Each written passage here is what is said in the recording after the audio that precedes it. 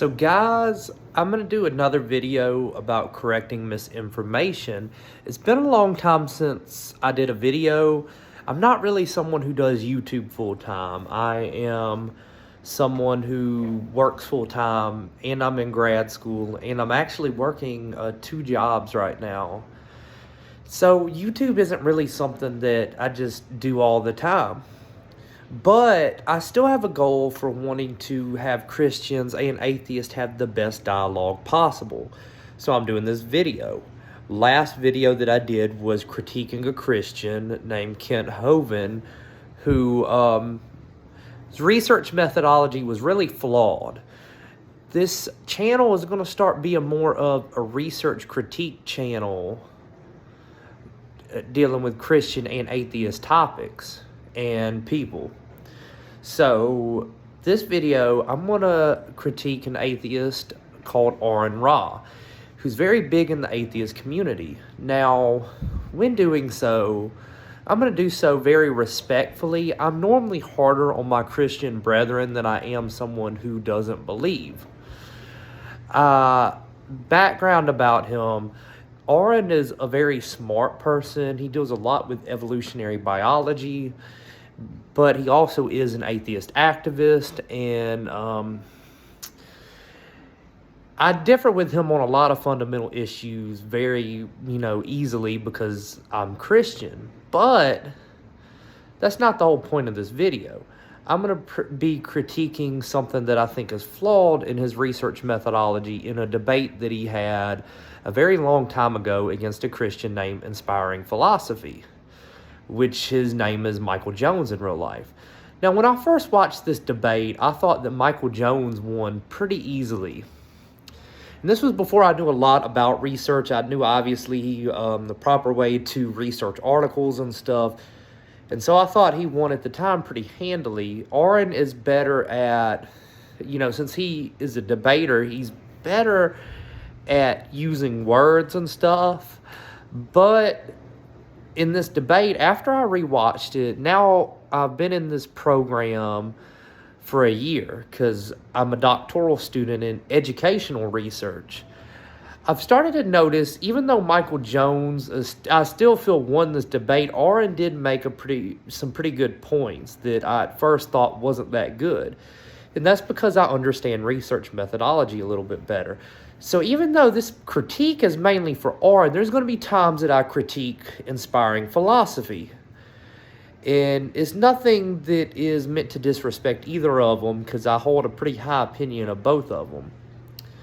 And, when I start this, if people don't like it, don't enjoy it, I'm going to base what I'm saying based on stuff that I learned in college or based on some other external source. So, I hope you enjoy this video. Let's go ahead and get into it. Is Christianity dangerous? It has been called the bloodiest religion in all human history, even compared to Islam. Just look at the series of barbaric atrocities known as the Holy Wars of Christians versus Muslims. And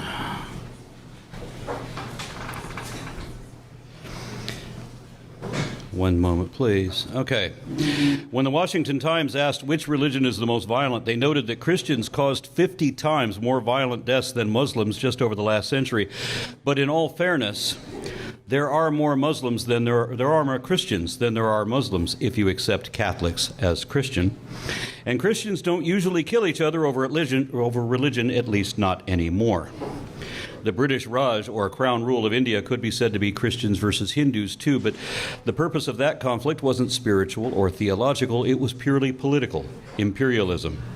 Likewise, Stalin, who was an atheist, had millions of people killed, but not in the name of atheism. That, too, was political totalitarianism, wherein the government prohibits opposition parties, restricts individual objections to state politics, exercises extreme control over public and private life. A totalitarianism is the form of government that Christian dominionists actually want and are trying to achieve. They say they want less government. But they really want a grossly overbloated military and militarized police force, which also penalizes expression of uncomfortable opinions, imprisons protesters, and denigrates the press as fake news, while allowing unfair religious privileges and unjust exceptions, and governing every aspect of your personal life, especially your sex life, restricting your practice and preference of partners. That's way too much government for me, and I'm on the left. Everyone thinks Islam is more violent because the Quran says to kill the infidel, but the Bible says that too in Deuteronomy 13 and 17, where you are to kill anyone, even a beloved friend or family member who doesn't believe in your God and dares suggest that you shouldn't either. Numbers 31 says whole communities can be slaughtered and their preteen children taken into sexual slavery simply for believing in other gods. And of course, Exodus 22 says, "Thou shalt not suffer a witch to live." I'm sure no one expects the Spanish Inquisition to come up in this debate. Mark Twain remarked on that, saying, "During many ages there were witches. The Bible said so. The Bible commanded that they should not be allowed to live. Therefore the church, after 800 years, gathered up its halters, thumbscrews, and firebrands, and set about its holy work in earnest. She worked hard at it night and day during 9 centuries and imprisoned, tortured, hanged, and burned whole hordes and armies of witches, and washed the Christian world clean with their foul blood. Then it was discovered there was no such thing as witches and never had been. One does not know whether to laugh or cry." All right, guys, we're going to go ahead and get started. I want to mention that I'm going to do my best to critique everything. I'm probably going to miss some things because I'm not showing the whole video. And the reason is not to be deceitful or anything. I'll show the link in the description for people who want to. But, one, I don't want this video to be several hours long because, I mean, nobody's going to watch that then. And then, not to mention, two, I don't want to get a copyright claim like I did with the Kent Hovind video. So I'm going to try my best to do this in a very, in a certain way where I don't get a copyright claim. I don't want to get kicked off of YouTube, even though I don't really get on here much. So, in mentioning this, Aron doesn't start that well with, at the very beginning. I do think he makes several good points in this thing, and this is coming from a Christian. I want to be as fair as I can in this critique. So, he mentions a secondary source. And a secondary source, I think it was the Washington Times or the Washington Post. I'll have to look back. But he mentions a secondary article, and when doing so, it's a very flawed thing because people can lie about the results of the peer-reviewed article. Because the secondary article is normally when they do something where they're talking about something from a research study, they're supposed to cite the peer-reviewed article. You know, we're not going to go in and look and see whether this is true or not, because again, I want to get to the meat of this issue, but I think it's important people look this up in case. He may be right, he may be wrong. But I wanted to mention that simply because when you do that, in one of my professors, when we had to do a research thing where we looked at this article, we had to look up an article from a news network, and we had to see whether it was truthful or not. And most of the time what I found is they twisted the facts. And it's very possible it was done here too. An example of this that I saw, one of my research classes, and it's one of those things where stats gets a bad name. I was looking at something from a Fox News article, and people are probably like, well, Fox News and Washington Times are very different. I already hear that argumentation now, but just follow along. In that article, it showed a bar graph, and it had something where it said taxes are going to go up 4%. I think this was a 2013 article, as a while back. And it looked like it was going to go up, how the bar graph was made, like 80%. They do things like this to be very deceitful. And there's times I remember in my past field where I had to do something like this. This wasn't my research field, but it was about a nutrition thing where where they totally just messed up what the peer-reviewed article said. And this was like a CNN article. And so my thing is, they all do it. So it's important to back up with peer-reviewed research, not with secondary articles. He does a little bit better now when he goes to historicity. It is a lower form of argumentation within the research paradigm. And what I mean by that is it has less control over it. You got, at the very top, you got experimental research, which it would be very hard to do this with talking about Christians within society. Either that or I'm not that far along into this program to understand it yet. So you got those at the top. You got quasi-experimental designs. You may have survey-related research somewhere there in the middle. I know I'm missing a few, but at the bottom, you will see that you'll see history. Now, before I move further, I do want to mention something mentioned by Campbell and Stanley, which is a book. It's called Experimental and Quasi-Experimental Design. And so before I start, I want to actually give Aron some points on this before we even move. It mentions in there that two people who are social scientists, and I look at this as more of a social science issue because we're talking about behaviors within people. It mentions that two people can look at a phenomenon in the world and they can get two totally different results or come with two different things. And I think this is what's happened with these two individuals. They do a pretty good presentation, even though I think IP's is a lot stronger because he backs it up with the actual peer-reviewed data. So in mentioning this, he mentions historicity. My whole thing is, I think this is flawed for a number of reasons. This is before the peer-reviewed research of how much control of stuff that we have ever got implemented. You can't get causation from this. You can't tell whether Christianity was the cause. And I'm mentioning causation because of the actual type of research that he is citing. When you do experimental and quasi-experimental research, you can come up with causation. That's a lot harder. I mean, it's a lot easier. And even survey-related data, you get correlation, you don't get causation, but it has more control, so you can get a stronger case for it than you can with this. Now, I want to mention also another flaw.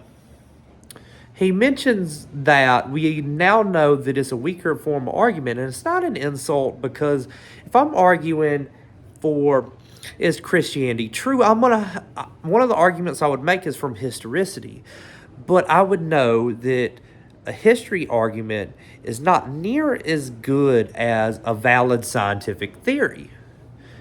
I obviously wouldn't have enough strong evidence for it. I would have evidence for it.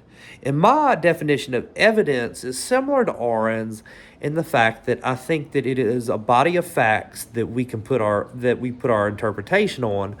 And that is the definition that my stats instructor used, and he must be watching Aron Ra because he came up with that, even though I know that he worked for a Christian organization.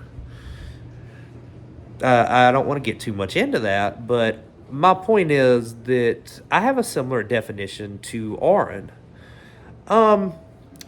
So in mentioning that, my whole thing is with history is we can't tell what would happen if the shoe was on the other foot.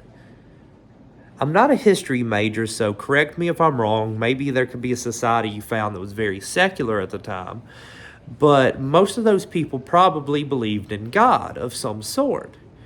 What would it have been like if they didn't at that early stage in history? So we can't tell, one, whether this is people who were bad men making an excuse to do something, or what would happen if it were atheists during that time. I believe that we as people evolve to become better people. As societies develop, I believe, honestly, that's how things work out. Now, granted, I can't prove that. I can't. I just think over time, as we get smarter, as things happen, as people are better taken care of, I think that we just get better. So he makes a claim too. Let me first address an easier claim to make than what than the statistics he brings up. The easier claim he makes is about how politicians are forcing religion in certain areas. I honestly agree that this is harmful. Here to throw a bone towards Aron's way on how he's actually right on this, there's a class I'm actually currently taking called Program Evaluation. And it's a little bit different than actual research, because research is adding to the body of knowledge of something versus if you're evaluating a program, you're not worried so much about generalizability. You're just seeing how well the program works. Well, if a lot of people, if let's say the majority of people, which I'm not saying this is true or not, if you're seeing a big trend where a lot of people are thinking Christianity is harmful, then there's a chance that there is something wrong going on. This goes back to the fact when I mentioned that two different people from a societal level who are social researchers in behavioral type science can look at a phenomenon and come to two different conclusions. So we see that that if you look into this, the vast majority of Christians aren't fundamentalist. And so I would say that Christianity itself isn't harmful. These people are harmful, but that actually has some harmful effects within Christianity. So Aron actually makes a pretty decent point with this. But my whole thing would be that this isn't the vast majority of Christians. This would be like if I found harmful atheists, that it would make an argumentation for atheism being harmful, which I don't think it is. I think there's benefits to being Christian. It's better to be Christian than an atheist. I'm not going to make that argument in this video. So, an example of this is if someone put Stalin. I would never use this argumentation because Dinesh D'Souza used it against Hitchens and it really backfired.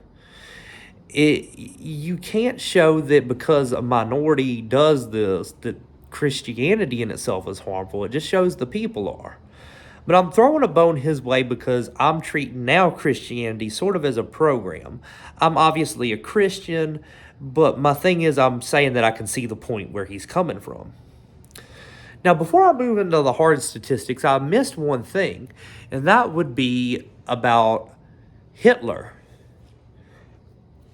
I would never make an argument that using a world leader who did harmful stuff in the past, because, Stalin was an example, but you can't say that his atheism did that.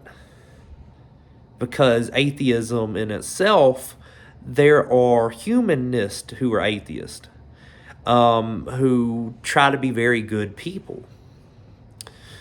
And I think I'm saying that right. I'm just now doing research into humanism in itself, very new to it. But my thing is, Hitler, you can make an argumentation in the other way. There is an article that I am going to share in the link. I'm not going to get too much into it, but it showed that Hitler despised Christianity. He only used Christianity to get the masses on his side at the time. I'm going to put the article in here. Now, if I can actually show the article, scroll down, I would love to go through it in detail, but I can't promise that. The gist of it is that he actually despised Christianity, and Christians actually stood up to him. He did this, though, to rally a base. Now, Aron shouldn't make this argument simply because of this. There could be evidence that goes in the opposite direction. But he could still point that this is harmful because the Christian people got manipulated. Again, this doesn't prove Christianity is harmful. My thing is, this proves that there are evil people out there that are going to do things because they want to do things, and they were very manipulative. Now, going further into his statistics, he mentions things about statistics within a state level.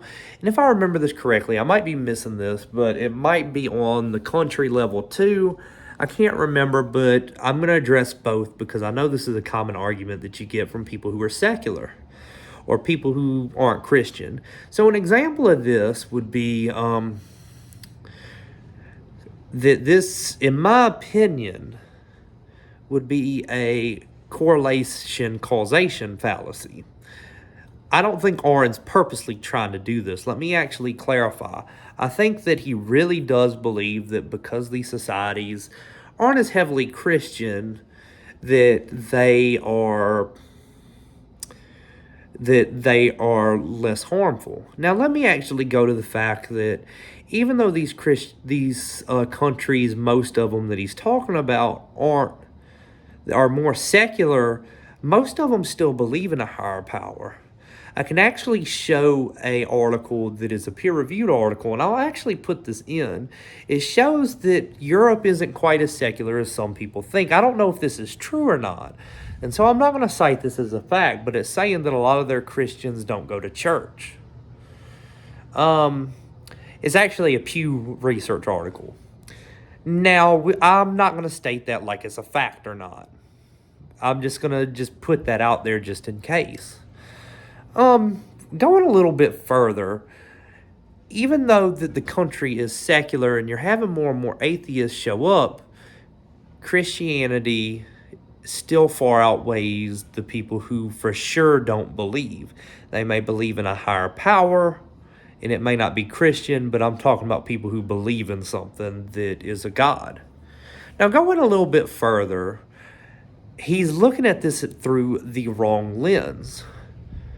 And let me explain why. You need to look at the Christians within that society. IP is going to mention this, but I'm going to explain why. There could be other causal factors of why the crime is not rampant. So an example of this would be, what about these people had more human rights, or maybe how their economic system's set up, people are better taken care of.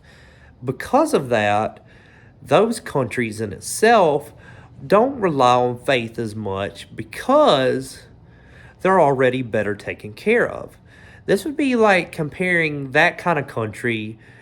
You do have the U.S., but let's say a lot of these countries who are so heavily Christian, like a place in Mexico, and I'm not insulting Mexico, but it's a country that's poor, so of course there is going to be more crime.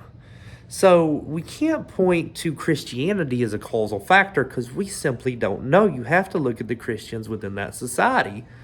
There are actually argumentations too that Christianity is less harmful, is beneficial in certain societies, especially in poorer societies where things are horrible. You can see it in certain communities that are poor in the U.S. that when the church is present, there is less crime.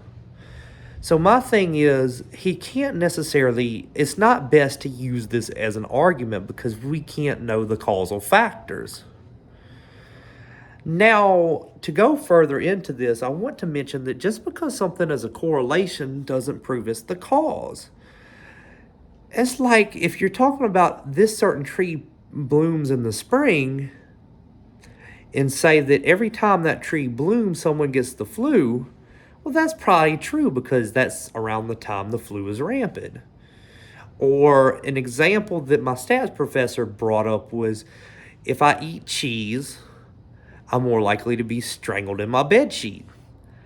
I'm going to take my chance because I love cheese. That is an actual correlation that you can look up online.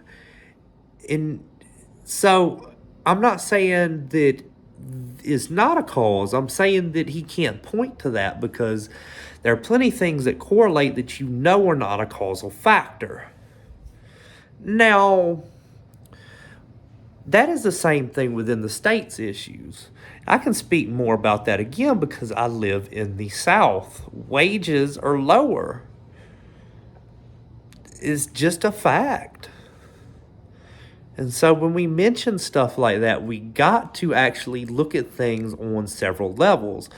And so Aron's presentation was pretty good, but he could have cited stuff that was a lot heavier and was a lot better.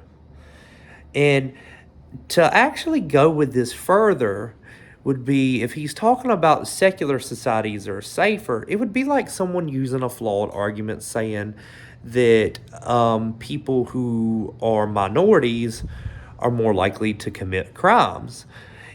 It's a very flawed argument in the fact that if you go to a country like Africa, or you go to these places that are impoverished within the U.S., it's not based on someone's color, it's based on economic situations.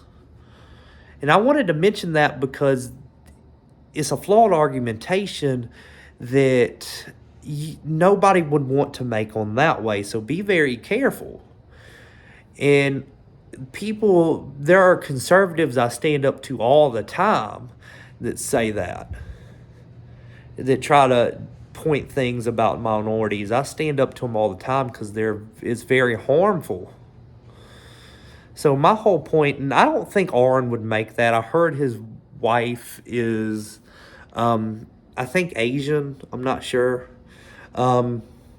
So I just wanted to say, be very careful with that line of argumentation.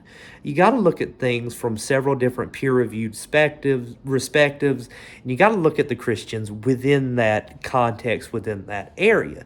Not look at certain countries compared to each other, because there's a lot of flaws in that. Again, Aron's presentation at the beginning, pretty good, but it's flawed in a lot of different ways within a research perspective.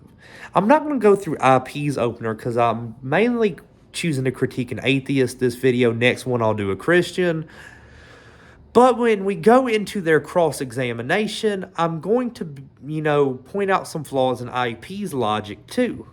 I think that it's fair I do that listening to both, and I want to try being as objective as possible, because if I hear something flawed with what IP says, I don't want to let it go, because I'm not being objective then. So guys, here we go. I hope you're enjoying the video so far. I'm not biased, and you can test that. Well, I will go on the studies, not your word. I'm going on probability.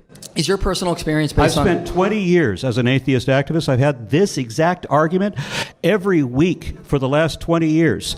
Not once has it varied. I'm sticking with the probability that you're not going to vary from that either. I got a question about some of the studies you cited. You cited the one that looked at all the different countries. Who's the author of that? I don't remember, but I do have citations that are in the system. I can look it up. It'll take a minute. Is it Gregory Paul?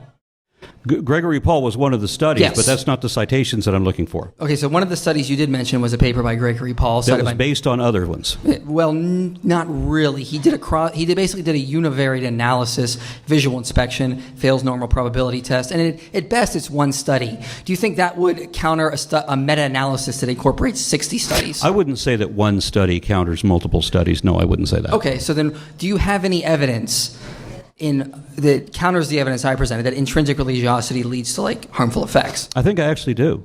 Such as? The nations that we know of to be more secular now have higher rates of human rights, whereas the more fundamentalist states, the more invested in their religious or their religiosity, are worse. And this actually is demonstrably true even in areas of the United States. Look at Mississippi, Alabama, Florida, right? Those are the only three countries that Texas can point to and say, ha. You mean states, right? Yeah, you're right. I meant states. No worries. But what about when we look in those actual people in those states or in those countries, and it shows their intrinsic religiosity is associated with benefit outcomes? Could it be maybe just looking at cross-state data is just correlation, not causation? Further on, I showed a little clip, and I'm not going to go through all of it because, again, I don't want to get a copyright claim. So in the debate, when we get to cross-examination, Aron starts off and he doesn't really use any studies for what he's talking about within this. He, for the most part, sort of asks, well, if it's not evidently true, it's dangerous kind of deal. And I can get where he's coming from that, but you have to deal with actual citations and items that show that Christianity would be dangerous, which he doesn't do for the most part. He just goes on, well, pursuit of truth. And so within his claim about this, you got to actually show what the researchers actually say, which he doesn't really contend with at all in this. So when he keeps mentioning that, and I could kind of get a claim in which he might be like, well, Christians for the most part may not believe in evolution. He may kind of give an argument sort of like that. But if you actually look at the science in that, it would be maybe around 50% of Christians are believing in evolution nowadays, and it's going to start becoming more and more. So to me, the argument really can't be made that that would be harmful in the fact that none of them are going to be going into a heavily science-related field if they think like that. I guess you could talk about they'll raise people who are not as great members of society, but again, you have to show research that shows that. Right now, we're just talking about belief systems, and there's nothing that shows that it would be dangerous. Now, it goes a little bit further before he actually makes a point, because he keeps going, well, if it's not evidently true, how can I believe it? And that claim is just it's a very weak claim, because there are people that can mention things of people who are amazing Christians who nowadays believe in a higher power. So if you actually look at the science and items objectively, people might believe things just for whatever reason they want to, versus the people who are really looking for truth are going to do so regardless. So it takes IP actually having to mention a study that he cited. Now I'm actually going to hit IP a little bit, because IP really messed up. And nobody would have caught that unless you kind of understand a little bit about research. He was mentioning something about child abuse, and him reading the study. It was about 117 inmates, and it had to deal with survey-related data. He was saying that he looked at it and that it wasn't data. And this is horribly wrong. And let me explain why. So IP is wrong in the fact, and he's talking about, well, it's a self-reported measure, so it's going to be biased. Well, there's a certain degree of bias towards all that. But whenever you do survey-related data, you go through this thing, any type of study almost actually, and I'm talking about just from my experience, because I've actually had to do this. You go through something at the university called the IRB. And as part of that, as in they're checking to make sure you're not biased, and they really help hone your questions in to prevent bias from happening from your end as the researcher. Not only that, especially with dealing with inmates, they also help protect human rights, as in showing that these people have a choice on whether they can do this thing or not, and there's no penalty outside of it. And the IRB really helps protect human rights, and it helps protect from bias. So the questions itself wouldn't be near as biased, because the IRB would really tear the questions apart. Because there's even things when I was doing my research, I thought questions that I made weren't so biased, but he even showed like, well, hey, you may want to reword this here, here, and here, simply because this could be a double-barreled question. This could be this. And so I'm like, he's got a point on this. Let me fix it. So, yeah, self-reported measures are data. Now, it'll show only correlation, because in survey-related data, it doesn't have enough control to show whether there's causation or not. So anything with that could, I wouldn't say could be dismissed, but I would count it as lower tier evidence, and I would push back at Aron saying, well, hey, it's lower tiered evidence because you can't get causation from it because there's not enough control over the actual study. But IP is wrong to call this not data. This even would count at some evidence in Aron's direction because it is data.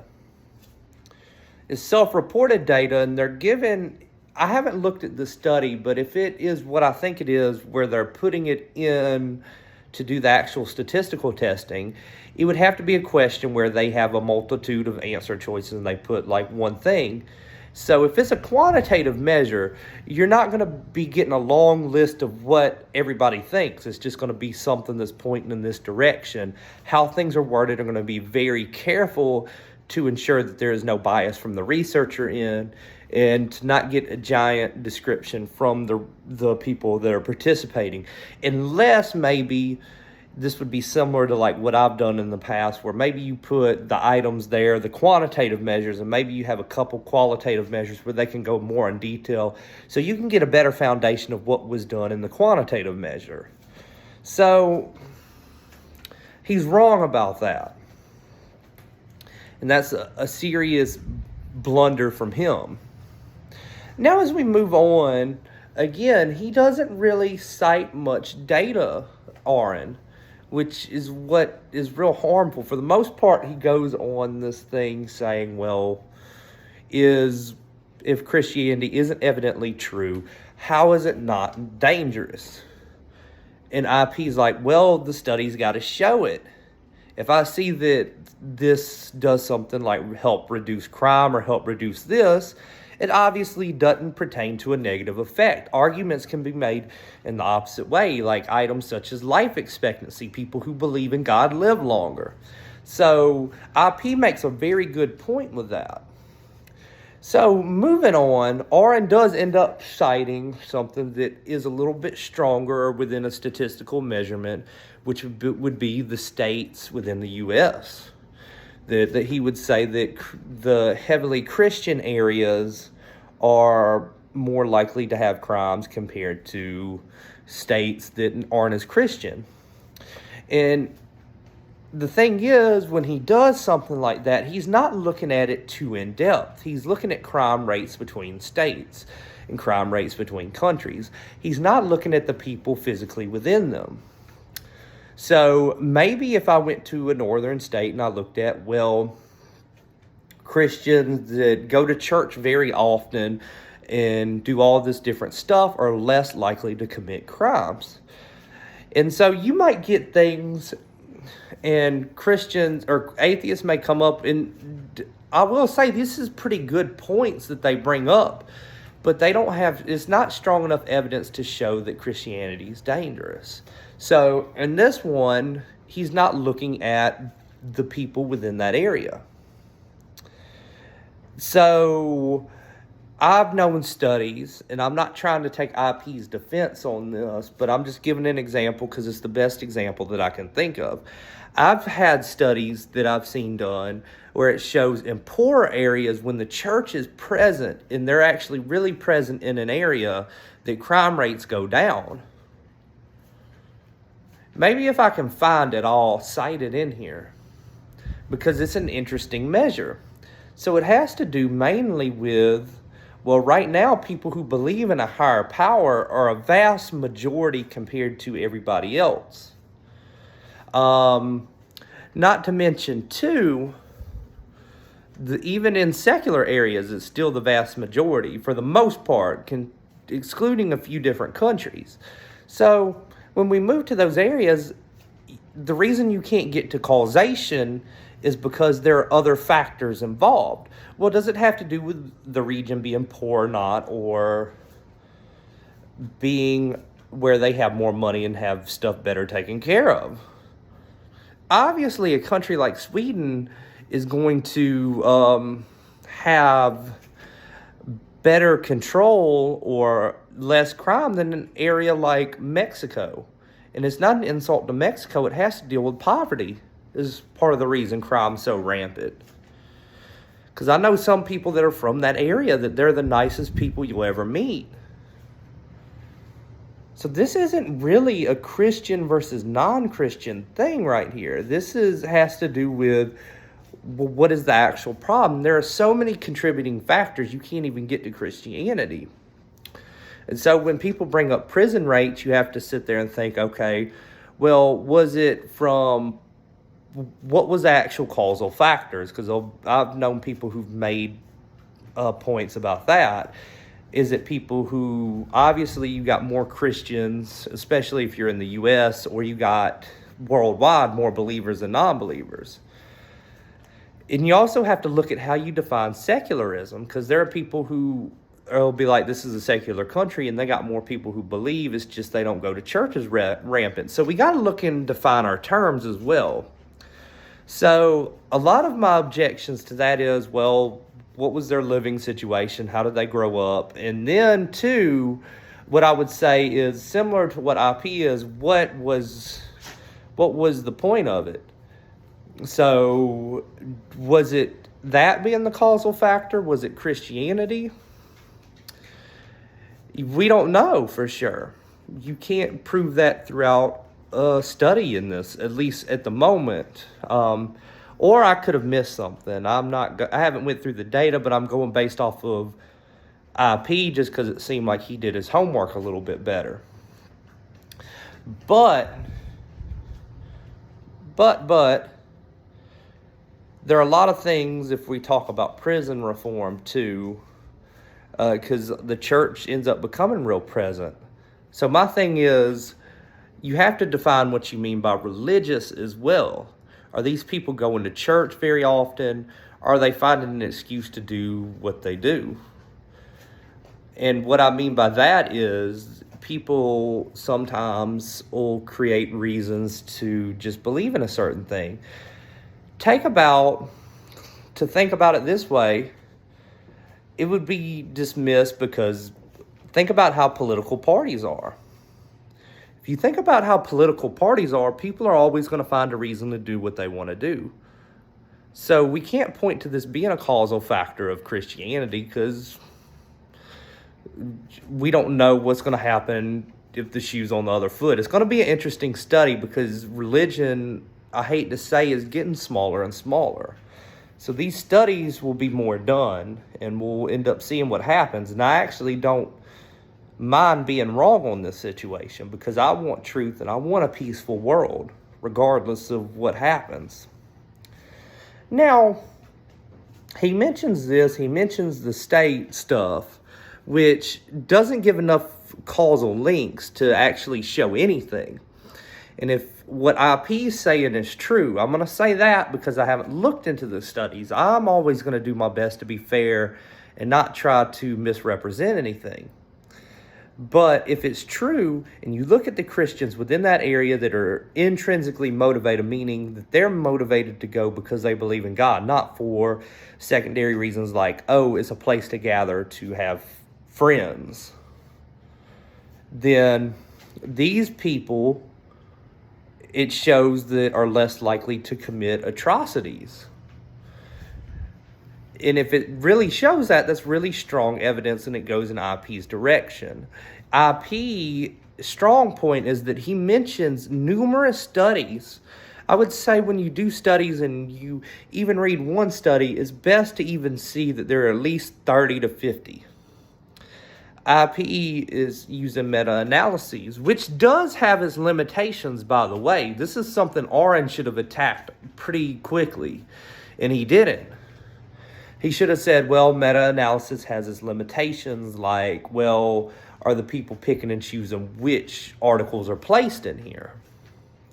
Because it's data that incorporates data from numerous studies. So there's a lot of limitations, and he should have been quicker to pounce on that. But Aron doesn't really do this sort of field, so, I mean, I don't fully blame him because it'd be like if I debated a young earth creationist, even though I believe in evolution is a solid theory. Aron may have something that I could have used better if I was debating someone like that, and I wouldn't have known. So it's not any diss thing to Aron. But in this situation, though, IP, for the most part, handled his data better. One last blunder Aron did, and I'm going to do my best not to misrepresent him. He tried to use his own experience to